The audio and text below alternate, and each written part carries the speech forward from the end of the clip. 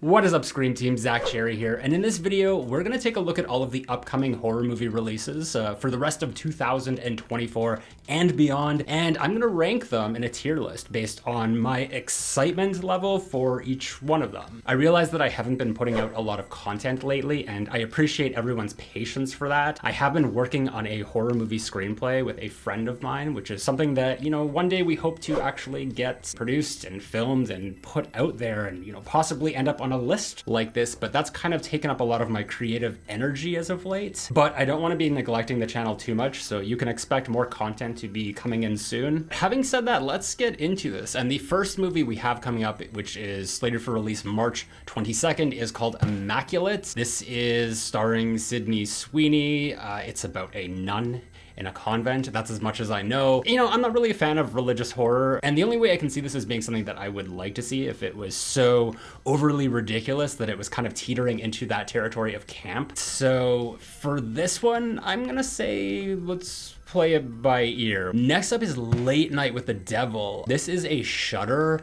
release, possibly theatrical. It has a very 70s aesthetic, kind of like a possession thing that takes place on a talk show. My trepidation with this is that it looks like the entire movie is set on like this studio stage, and when movies are just like have the same setting for like 90 minutes, I tend to kind of lose interest in things like that. I'm more interested in this than Immaculate, so we'll put no rush because I'll probably see this regardless. Next up is Chucky season 3.2, I guess. The second part of season 3, which got postponed because of the writer's strike. This, to me, is a must see. I've already watched the first half of the season. Chucky is one of my favorite film franchises, probably the most consistent at this point, just in terms of quality and continuity. So that's not something that I want to miss, and that should be premiering sometime in April. I don't think we have an exact date, but you can expect it. Next up is The First Omen, and this is releasing on April 5th. This is a prequel to the Omen franchise. I really love the first two movies, but going back and seeing the events that played out before the first movie, like, that doesn't interest me. And it feels productive to base an entire movie around an inevitability. And it's also kind of giving me Exorcist Believer vibes. Again, this is religious horror, which is not really in my wheelhouse, but because it's a prequel and it's been so long, when was the last Omen movie? I'm gonna say, why do we need this? Next up is Sting, which is releasing April 12th. This is about a girl living in an apartment building who captures and trains a spider, which then grows to mutant sizes and escapes into the walls. It looks well made, but the concept isn't anything that interests me. So this one is probably going to be play it by ear. I'd probably put it above Immaculate. After that is Abigail. And this actually looks like it could be fun. This is coming out April 19th. This is a reimagining of Dracula's daughter, from my understanding, and it's Radio Silence's first film since Scream 6. I hope that this is more so in the vein of Ready or Not than it is in either of the Scream movies, but it just looks like this really seems to have that balance of horror and comedy that we've come to expect from their films. So I'm gonna say that this is a must-see. I'm gonna definitely check this one. I'll put it below Chucky. After that is I Saw the TV Glow. This is an A24 film. It's releasing May 3rd. I like that the premise is very vague, just in terms of the marketing, which, it leaves a lot open to the imagination. It's just not a very good name for a movie, but that's not gonna stop me from seeing it. I probably just won't rush to see it, so I actually put this above Late Night with the Devil. Then it's Tarot. This is coming out May 3rd. So I'm obsessed with the occult. Things like tarot cards really fascinate me. The trailer for this is kind of bad. We know that the script wasn't written by AI since it is based on a novel. And even though the editing in the trailer doesn't give us that good of a look at things, there was enough shown that makes me think this could possibly boast some interesting monster designs. I mean, I should put it in play it by ear, but I'm I'm probably gonna see this. I'll put it below Late Night with the Devil. Then we have something called Cuckoo, and this is releasing on May 3rd as well. Might be a very limited release if it is. There's not really much known about this outside of its premise, which sees a teenager forced to go live with her father at a resort in the German Alps. There's a 35-second teaser trailer online that doesn't really give much of a sense of what this could be. It had its premiere at a festival back in February where it got mixed reviews. Performances, style, and atmosphere were all things that were praised, but the overall consensus was that the story just wasn't very good. I'm actually a little intrigued to find out about this, and I think Cuckoo is a really good name for a horror movie. I'm gonna say, no rush, but this is one that I want to check out, and I'm gonna actually put it at the top of no rush. Then May 17th, we have The Strangers Chapter 1. So this is a little confusing because it looks like a remake. It was said to be a remake when it was first announced a few years back, but the trailer is implying that it is a prequel. So either way you toss it, it's not really something that I necessarily wanted to see. However, I'm not a fan of the original Strangers. I think it's kind of a boring and poorly paced and extremely overrated film. I actually think the sequel was a little bit better. And even though I'm not a fan of remakes, and assuming it's a remake, I'm actually okay with movies being remade if it's an interesting concept with a poor execution, since that might give way to an improvement of what came before it. And I know a lot of people are going to disagree with that. The Stranger seems to be a very polarizing movie in that regard. This one looks like it could possibly improve upon things. I'm not holding my breath. One thing that I am nervous about is that this is part one of a planned trilogy, which feels a little overzealous of the studios, because it's kind of giving me that like Halloween 2018 trilogy and what they wanted to do with The Exorcist that eventually failed. So I mean, this could be an attempt to start something, and if it fails, it's just gonna kind of fizzle out. So it's a little awkward that it's gonna be called Chapter 1. I'm gonna see this. Like, I could say no rush, but I would be lying. So I'm just gonna say must see, because I must see whether I'm right or not. Then on June 7th, we have The Watchers. This is a movie produced by M. Night Shyamalan. I've never understood the appeal of M. Night Shyamalan movies, and I get that he has his audience. I've never been one of them, but this is written and directed by his daughter. The thing is that the trailer looks like an M. Night Shyamalan film. So that's kind of a turnoff for me. This one is probably gonna be a play it by ear. Then June 28th, we have A Quiet Place Day 1. The most appealing thing about this movie to me is that it stars Lupita Nyong'o, who we saw in Us. Outside of that, I don't have very much interest in the Quiet Place movies. I didn't really, I thought that the first two were decent, but again, this is a prequel, and I mean, I'll forego any criticism about this being a prequel since it obviously tells someone else's story other than the family from the other movies, but I'm not really sold on the idea of this being set in a metropolis. With all of these horror franchises, why do they always need to go to these big cities? It kind of gives it a very generic sci-fi horror vibe, which is what I'm getting from this. So this is actually one that I'm gonna play by ear. I'll put it at the top of play it by ear. Then we finally have an official release date, July 5th, for Maxxxine, the third part of the X trilogy. This has been my most anticipated film for the last 2 years since Pearl came out. And X and Pearl have been two of my favorite horror movies to come out in recent years. And this is going to be the finale on what has become a very surprising and offbeat trilogy. I think that both X and Pearl respectively had a very unique aesthetic to them. And I'm expecting no less from Maxxxine. This is set in the 80s. And if I wasn't already sold on the movie based on the previous two entries, this has been said to be a whodunit murder mystery inspired by Italian giallos. So that is absolutely right in my wheelhouse. This is the top of the list right now, so that's going above Chucky. Then on July 12th, we have Longlegs. This one we really don't know anything about. I appreciate the marketing campaign for this so far. It's very vague. It's giving us almost nothing while still building up a lot of intrigue around it. This is written and directed by Osgood Perkins, who is the son of Anthony Perkins. He previously brought us Gretel and Hansel, which I wasn't a huge fan of, but this movie is a period piece set in the 70s and said to be about an FBI investigation into a serial killer, which is a lot more interesting to me than Hansel and Gretel fairy tales. It also stars Micah Monroe, Nicolas Cage, and Alicia Witt from Urban Legend. So this one actually is a must-see, and I'm actually gonna put it above Abigail. August 2nd, a movie called Trap. I have no picture for it, and that's why there's a picture of M. Night Shyamalan. This is a film written and directed by him, and as the previous sentiments were, I've never gotten into his movies, so again, I have very little interest in this. In terms of the plot, all that is known is that it takes place at a concert, so make of that what you will. It does star Josh Hartnett, so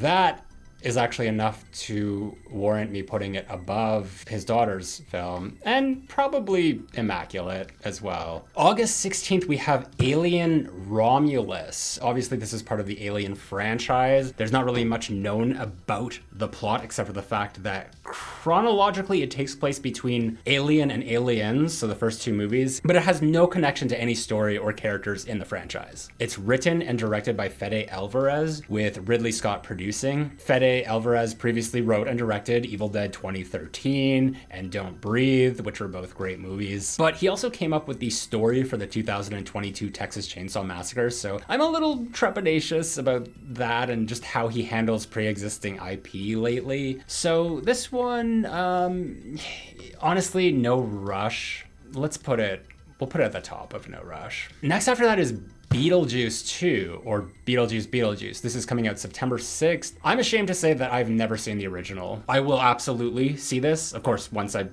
seen the original first. This is kind of a big deal. This is a movie that's kind of been in the making or in development hell for like what seems like decades. So this is kind of a big event and I don't want to miss it. So I'm going to say must see. We'll put it above The Strangers. After that is Saw 11. This is coming out September 27th. I liked that Saw X brought back the visual and creative style that had been missing for a while, but I didn't like the script. I'm still very unsure of whether this is a splintered timeline or something that takes place between films. Either way, I'm still gonna see it because I'm loyal to my horror franchises, but I still think that it could go a little deeper if they are following the story through John Kramer's perspective. I think that, it didn't really satisfy what I think it was trying to do in Saw X. This is one that I'm not gonna rush, but I'll probably see it over Alien Romulus. Then October 18th, we have Smile 2. I liked Smile. I didn't love it. It didn't reinvent the wheel. I never really needed to see a continuation of this, but my hope would have been that Kyle Gallner's character took over. And now it seems like he will be in the new movie, but there will be a new character played by Naomi Scott, who is a recovering addict. I am glad that it's the same writer-director who will be helming the sequel, and the first movie did a really good job incorporating sound design into the movie's horror. So I'm interested to see, what they might possibly have in store for the new one, just in terms of like technical aspects. Having said that, I'm gonna say this is not a must-see,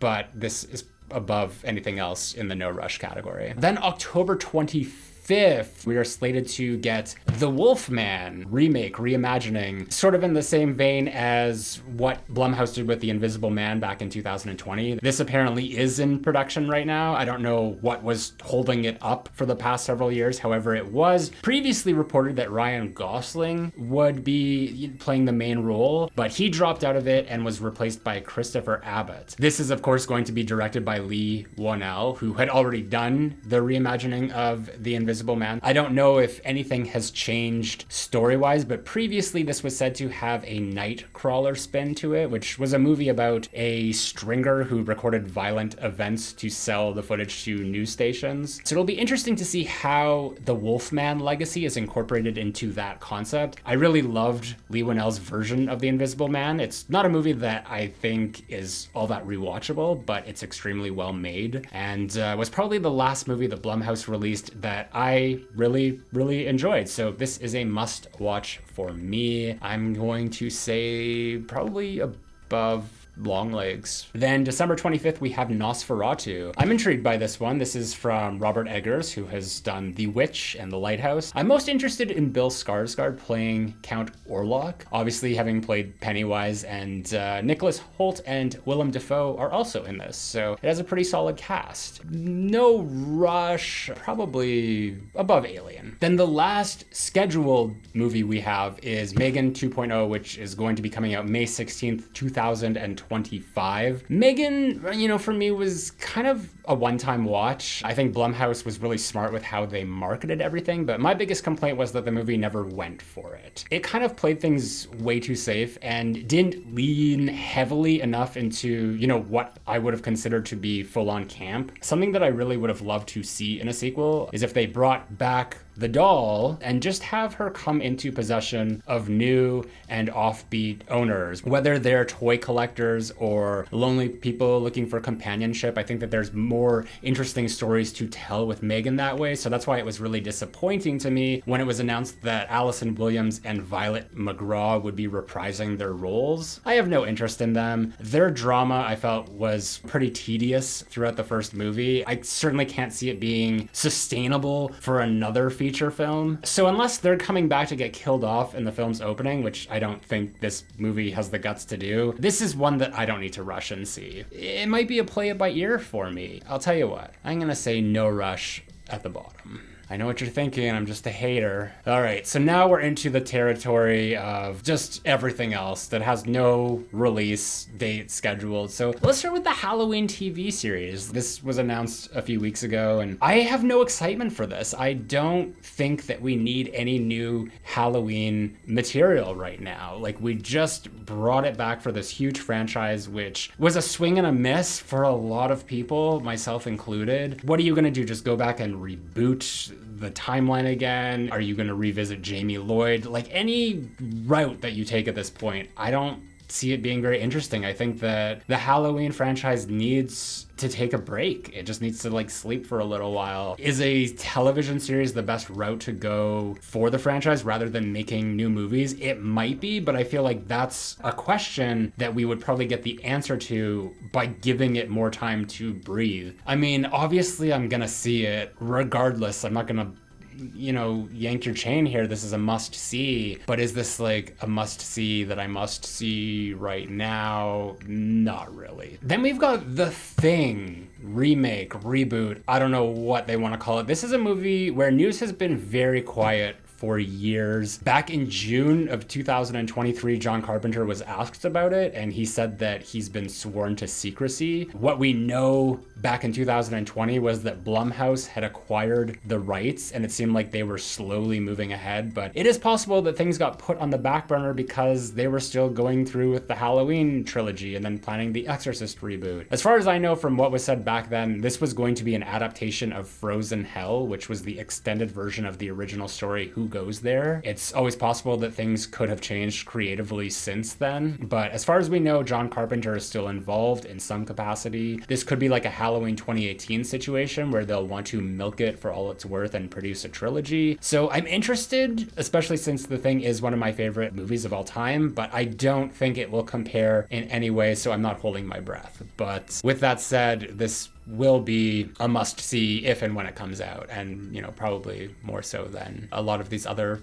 movies. So, you know, let's put it below Longlegs. Then we've got Final Destination Bloodlines. These movies are a lot of fun. I actually think the last one, made in 2011, was one of the best of the franchise, so it was kind of jarring that they just stopped making them. I also like that every film kind of has a unique twist on Death's design, and as far as I can tell, this new entry will also do that. Tony Todd is reportedly coming back as well, and although this was delayed several years, that might actually be a blessing because this is now getting a theatrical, possibly IMAX release, I'm not sure, whereas previously it was going straight to HBO Max. If anything can, you know, get released in the theater over streaming, that always is a huge plus for me. This is a must see. Let's put it above this potential thing. Next up is Your Monster. This is an indie film said to be a romantic comedy horror starring Melissa Barrera, and is about an actress who has fallen on hard times who discovers a monster living in her closet, which I imagine she then develops a romantic relationship with. Maybe mayhem and hilarity ensue, but this doesn't seem like something I would be interested in at all. And this, I'm gonna say, play it by ear. You know, we'll see how things go. Next up is Terrifier 3. Honestly, this is not a franchise I have any attachment to. I have only seen the second movie and I did enjoy it. It has a very unique creative vision, but I wasn't crazy about the runtime. I'm hoping that this will be no more than 100 minutes, but I'll definitely check this out. It's just not one that I'm gonna rush to, and I still haven't seen the first movie. So this one, probably above Megan. Then we have Winnie the Pooh, Blood and Honey 2. And I'm also just gonna include Bambi the Reckoning, Pinocchio Unstrung, Steamboat Willie, anything of this caliber. I'm just gonna lump them all together because I have absolutely no interest in these. I didn't see the first Winnie the Pooh, Blood and Honey. I heard it was terrible, and even though I like to see things for myself before I form an opinion, the reason I won't see it is because I just don't want to personally contribute to the decline of film quality. So, I mean, even if there is some enjoyment to be had out of them, I don't think they are for me. So this is a skip entirely. Then we have the American Psycho remake. Apparently this is going to reimagine how Patrick Bateman would fare in New York City today. Yeah, okay, sure, whatever. I think the original is a good movie, not a great movie, but it's also a period piece that was released in the year 2000 and was set 20 years before that. So just having a remake that takes place in the year that the film is being released is probably going to make us lose out on a lot of the nuances that made the original special. This is just not a movie that I see needing to be remade. So at the moment, I'm saying, why do we need this? And probably above The Omen, if I'm being completely honest, because there's a modicum of a chance that I will watch this. Then we have 28 Years Later. It's been a while since I've seen the first two, so I can't really speak to my current feelings about them. I remember really liking them, but like a lot of horror movies from that time, I haven't really found myself wanting to revisit them. And I find that's usually because I subconsciously don't actually like the movies all that much. Having said that, I will see this. I will catch up on the first two before I see this, and I think that having Cillian Murphy return will definitely be an incentive for me to do that. So this, no rush, but you know, I'll probably put it above Smile too. Then we have the Faculty remake, reboot, requel. I don't know what it is at this point. I love the Faculty. I think it's an excellent, if not very flawed, piece of nostalgia from the 90s. But my fear is that they're just going to remake it with social media and modern sensibilities, and that sounds like an absolute nightmare to me. Unless they flip the script and actually make it about an alien invasion that takes over the students, and we end up following a small group of uninfected faculty members while they navigate their survival through a generation of kids who already seem very alien to them. I think that would actually be a very interesting allegory for generational divisions, and would actually be a fitting reason to inundate the plot with technology and social media, as I think it would work as a great satire while still staying true to the original concept. And maybe they could even bring back a character from the original, you know, one of the students who is now a teacher, in which case Josh Hartnett or Clea Duvall. But again, this is one that, you know, I have to see more stuff about. We need more news, but I mean, it's still gonna be, I'll see it. Let's put it below The Thing. Next up is The Conjuring 4. I'm not a huge fan of the Conjuring universe. I haven't seen every single movie there is, but from the ones I have seen, nothing has ever really grabbed me. I haven't seen the second Conjuring, and I hear that it's the best one. So I've got a lot of catching up to do, and my ability to go see this new one will probably hinge on whether or not I have the patience to sit through 10 or however many movies. This probably, you know, I'll see it. It's just, it's not a huge rush. Let's put it below Megan. Next up, we have Evil Dead spinoff. I don't get why this is called a spinoff. I feel like the last two Evil Dead movies have been spinoffs already, so it's kind of weird that we can't get a singular continuation from one movie to the next, especially like this close between releases. Having said that, I did an Evil Dead marathon in preparation for Evil Dead Rise, and aside from Evil Dead 2, which is a gem of a classic and one of my favorite horror comedies ever, I realized that this is not a franchise that I'm all that attached to. Like, I like the 2013 movie, but I was really let down by Evil Dead Rise. I don't think that it lived up to its premise of an urban deadite infestation. So I'll definitely see any and every new Evil Dead movie they throw at us, but my expectations have been set very low. So this is kind of a no rush situation for me, but not that low at the moment. Let's put it below Cuckoo. Then we have Texas Chainsaw Legacy. And here we are again. I'm assuming this is another reboot. It seems like every couple of years they make a new Texas Chainsaw movie and it's a brand new timeline, which then fails and gets rebooted again. This time Leatherface is said to be set loose in a gated suburban community. It just sounds like they're throwing random ideas out there and this is the latest gimmick. I'm a purist for all of these franchises, so I will see it, but my enthusiasm is pretty low for this one. So let's be honest here, this is probably going below Halloween. And you know what, just to be fair, I'll put Evil Dead in the must-see, because when it comes out, I'm obviously going to see it. Then we have Fear Street 4. I wasn't too keen on the initial trilogy that aired on Netflix. This series felt a little too juvenile for me. I'm assuming this is going to be Netflix again, which I don't currently subscribe to, so I don't really see myself watching this on purpose. You know, it's going to be one of those things that's probably play it by ear. We'll see what people say, probably at the bottom of play it by ear. Then we have Thanksgiving 2. I'm assuming this movie will probably come out around Thanksgiving time 2025. The first movie was the last in a long line of disappointments from last year for me. Surprise, surprise, Zach did not like anything that came out in 2023. But I was always a fan of the concept and the original Grindhouse trailer, but I did not like Eli Roth's remake approach that he took, and I felt that the story and characters were thinly written. As far as I know, he is taking a year to develop the story for the sequel, so I don't know if that means this will continue on as another whodunit slasher with someone new putting on the John Carver mask, or if the killer from the first movie will return to wreak havoc again. Either way, like,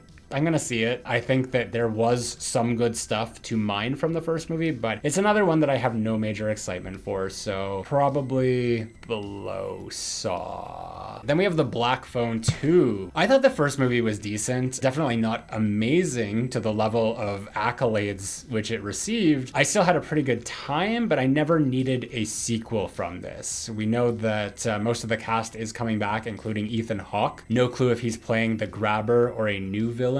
My favorite aspect was the sibling relationship between the leads, so maybe there is a good story to tell with them. You could even ship them off to summer camp together, and maybe there's some wacky Scooby-Doo style mysteries they can solve over there with their psychic abilities. This is not one that I am completely gonna write off. This is a no rush for me. Probably, let's say, above Tarot. Then we have Orphan 3. I loved the original. I thought the prequel was terrible. You know, terrible with a really good plot twist, but a plot twist that they kind of failed to capitalize on. There's actually no reason that movie even needed to be a prequel. It could have easily been a continuation after the first movie, even showing Esther crawling out of the ice and, you know, surviving. But because, you know, there was so much time between movies, you know, only for them to go backwards, and now apparently we're skipping way far ahead, it just feels like the whole timeline is very uneven. I'll say play it by ear, but, you know, that's a really big if, and I'll probably say above Fear Street. Next up is The People Under the Stairs. This is obviously based on Wes Craven's film from 1991, which will be produced by Jordan Peele through his Monkey Paw Productions company. They previously had Candyman, the reboot or requel, so it's not really clear right now if this is going to be a continuation of the original storyline or just a straight up remake altogether. Based on Candyman 2021 being a continuation, I would think that Jordan Peele would once again be going in this direction. People Under the Stairs is an offbeat Wes Craven movie that I really enjoy, and with Jordan Peele involved as a producer, I'm sure that it will live up to the social commentary of the original, as well as all of Peele's other movies. So this is definitely one that I am excited for, and I am going to put this in a must-see category, probably above Final Destination. Then we have Salem's Lot. This is an adaptation of the Stephen King novel, which was originally made as a miniseries back in 1979. It feels like this movie was completed and sitting on a shelf for years because this was originally set to be released in September 2022. There's no specific release date at the moment, but it is officially coming this year to Max. So it's going to be streaming. This is from Atomic Monster Productions and is written and directed by Gary Dauberman, who previously wrote all of the Annabelles, Nun, and It movies, as well as directing Annabelle Comes Home. So none of these are really movies that I care about. I am interested, but I also don't have Max as a streaming service, so maybe I'll see this at some point in the future, but based on the fact that this was shelved for so long and is now losing its theatrical release altogether, I don't have much faith in it. So this is going to be a play it by ear situation for me. Let's say below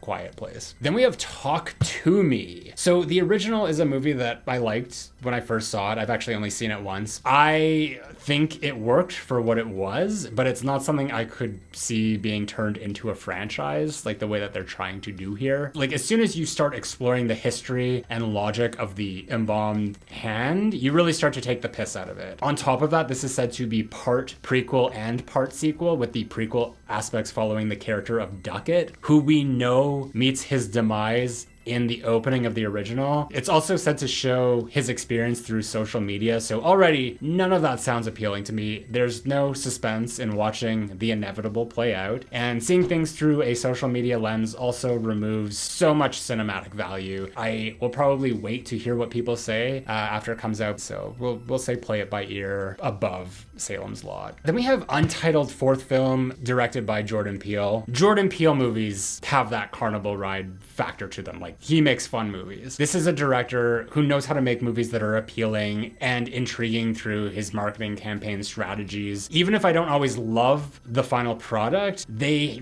tap into this almost William Castle-esque era of filmmaking and marketing gimmicks that it kind of like commands the audience to be included in the experience. This was slated for Christmas of 2024, but since the writer's strike happened, it was taken off the schedule. We do have a teaser poster, which I'm not 100% sure if it's official, but this could imply that it will have something to do with the monkey paw. Obviously, Jordan Peele is a lot more inventive than just straight up remaking a story, so I would expect the unexpected. But no matter how you feel about Peele as a filmmaker, these are event films, so this is something that definitely I'm gonna want to see. I'm just gonna put this right up at the top after Maxxxine. Next, we have Trick or Treat 2. I'm not a huge fan. I don't want to keep sounding like a hater. I'm not a huge fan of the original. I enjoy the anthology concepts. I don't think we get enough films like that, so this is one that, could really surprise me. I just think there's a lot of potential here, especially since the original did a great job of creating a really authentic Halloween atmosphere, so it's not exactly mid-range for me. I guess, I'll see it. It's just not a rush. Let's put it above Black Phone 2. Then we have the Witchboard remake. It's been a while, but I've, seen the first two Witchboard movies, and they're not good, but I do recall being entertained by them. I've always been fascinated by the prospect of a Ouija board. This is going to star Jamie Campbell from Stranger Things and is going to be directed by Chuck Russell, who brought us the Blob remake from the 80s, as well as Nightmare on Elm Street 3 Dream Warriors. So even though, I hate the prospect of remakes, again, I think that there's more potential for quality if you are taking a bad movie with an interesting concept and giving it a different perspective or direction in order to find the optimal version of that story. So this could possibly be good. I'm not gonna discount it just yet, so we'll play it by ear, probably below Salem's or the Sting movie. Then we have Faces of Death. I've never seen a Faces of Death movie. There are like 10 of them. Some of them aren't even official. The original concept was that the movie was a vignette of death scenes that were made in the style of found footage, whether it be murders or deaths caught on the news or in any sort of video recording. So it had this question looming over it as to how much of these movies were actually real or fake. As far as I know, the premise for this movie will explore that question in more of a meta perspective, as this exists outside of the movies. So this might actually be interesting. Apparently it got, good test screening reviews. So I'm gonna say no rush. This does seem intriguing. Let's put it above I Saw the TV Glow. Then we have the Speak No Evil remake. So this is the North American remake of of the Danish movie of the same name that was released back in 2022. It's going to star James McAvoy and Mackenzie Davis, and I have no interest in this. I actually really loved the original Danish film. I can't really see how or why a cultural and language change would improve upon the concept. I'm sure it will at worst be decent. You know, we have some good performers here, but with remakes like this, it always feels like something is taken out just to be different, and whether it's stylistically or plot related, it always feels like it removes such an important ingredient of the story just for the sake of being unique. This is definitely one that I question, like, why do we need this? So let's put this below The Omen. Then we have They Follow. I liked the original It Follows, and this is going to once again be written and directed by David Robert Mitchell, with Micah Monroe returning to the role of Jay. Although I can't help but shake this feeling that there are so many great standalone horror films out there that don't need sequels, and this feels like one of them. I can only say that I hope that he's come up with a very good idea to put a spin on the story, because I don't want a situation where we just have the same movie play out, or that it's the same movie with multiple entities, as at that point you're like missing the allegory of the original and why that worked. Most movie monsters, the more you try to explain or intellectualize it, the less scary and interesting it becomes. So this, I mean, it's definitely, you know, I'll see it. It's a no rush, probably above Terrifier. Then we have the I Know What You Did Last Summer sequel. They tried to bring this franchise back a few years ago as a TV series, and it failed magnificently. This has not been a franchise that really has had legs or longevity. I think it's because they mostly missed the mark on what made the original such a hit, which was its cast. And from the impression I get, this is going to go the Scream 2022 route of having a new young cast and bringing back Jennifer Love Hewitt and possibly Freddie Prinze Jr. in supporting roles, and then filtering the original concept through a social media lens that was actually stated by the writer. Again, none of that sounds interesting to me. I think that a really good idea is if they just retconned from the first movie after the car accident. They dumped the body, new splintered timeline, 25 years in the future. The four of them are now adults who have been haunted by this, and now someone is stalking them and revealing that they know what they did. That would be so cool, because the four of them, especially Sarah Michelle Gellar, were the secret sauce. So if you're going to bring this back, I mean, I don't love the idea of retconning things, but in this case, I would make an exception. But with that said, you know, I'm going to see this regardless of what it is, but it would be nice if whatever it is was actually good. So let's put it below The Faculty. Then we've got Crystal Lake. This I am extremely excited for. This is a television series. It is a prequel, and, you know, I do dislike prequel movies, but prequel TV series, you know, that's a whole other thing, especially since this is coming from Brian Fuller, who brought us the Hannibal TV series. So I'm expecting this to kind of be its own entity, especially considering the results of the Friday the 13th lawsuit. I hope this has the intensity of Hannibal, but I also like to, you know, have some of the comedy of Fuller's other work, especially since the Friday the 13th movies are kind of satirical in and of themselves. We already know that Adrienne King is attached to the project. She obviously played Alice in the first two Friday the 13th. And the story will follow Pamela Voorhees and Jason prior to, I guess, either his drowning or the events of the first movie. That's not necessarily clear. Unlike Halloween, you know, I think that Friday the 13th is a franchise that could benefit from a series like this. You know, very much in the same way that Chucky did, or Bates Motel to Psycho. So TV might be the right direction to take the story. And in any event, this is a must see. I'm gonna say this is right at the top after Maxxxine. Then that will bring us to Friday the 13th, part 13. So just for the record, there are no current production plans for this movie. We just know that Sean Cunningham wants to make it. He's the producer of the original and the entire franchise. This is obviously a result of the aforementioned lawsuit between him and Victor Miller, the original movie's writer. It's all very complicated, but to my understanding, Victor Miller retains the rights to the characters and settings, which is like Jason Voorhees and Crystal Lake, while Sean Cunningham retains the rights to the brand and franchise. So anything like with the name Friday the 13th. So this movie will more than likely be called some variation of Friday the 13th, but I don't know if that means that Jason Voorhees will not be called Jason Voorhees. Like, he'll obviously be in the movie, but they might never like mention his name. I liked the 2009 reboot. I thought it was well made, but you know, it's been so long since we've had that movie, so I'm ready for a new Friday the 13th. Like, I will always watch these movies. Having said that, like, I'm excited for the TV show and the movie, so this is going pretty high. Let's just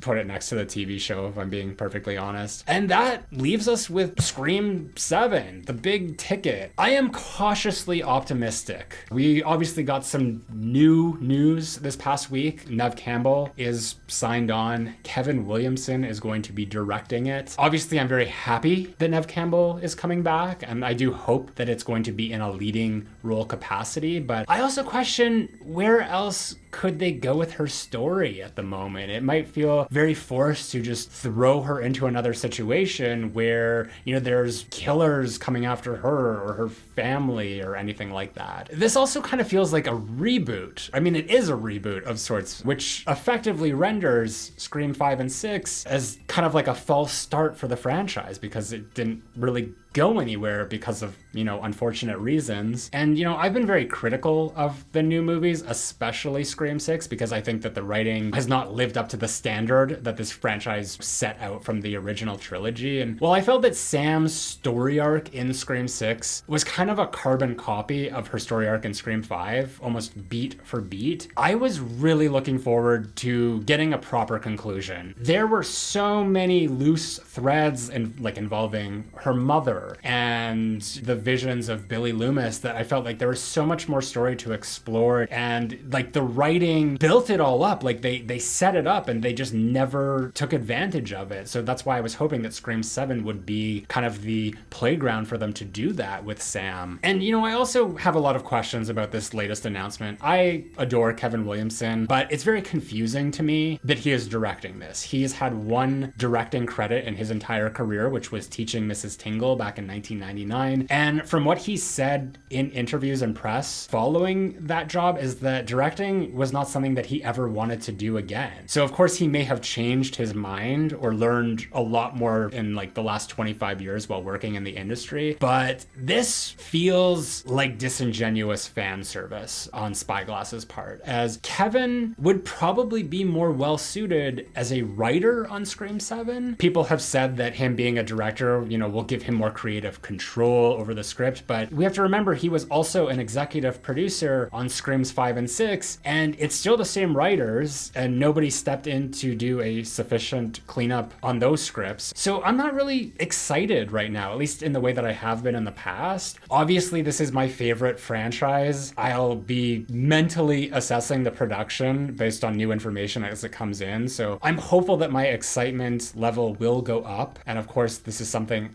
you know, I'm gonna see come hell or high water, but there's just so much like negativity surrounding it right now that it's hard to really get amped up for this. But with all things considered, this is gonna be at the top, not above Maxxxine, because that's still like my number one, but I know that when like the trailer comes out and all that, it's gonna be really exciting. There's just so many questions that I have. Like, it just doesn't feel like the right time. Like, similar to Halloween, I feel like Scream needs to take a little bit of a break. Anyway, that is 51 titles that we can be looking forward to in the near future. With that said, I want to thank a few of my Patreon supporters like Jen, David Everett, and Dementio the Clown. If you guys want to check out even more content from my channel, you can follow one of these playlists right over here. And until next time, I've been Zach Cherry, and I'll be right back.